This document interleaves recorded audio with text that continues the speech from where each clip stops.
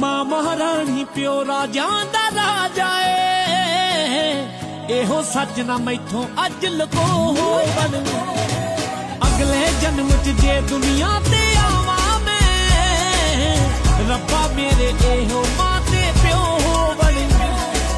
अगले जन्म च जे दुनिया ते आवां मैं रब्बा मेरे एहो मां ते प्यो बन।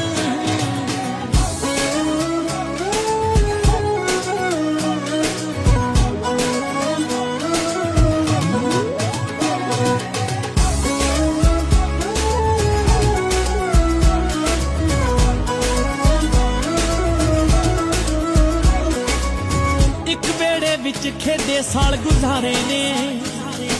खून दे रिश्ते हर रिश्ते तो प्यारे ने एक बेड़े विच खेडे साल गुजारे ने खून दे रिश्ते हर रिश्ते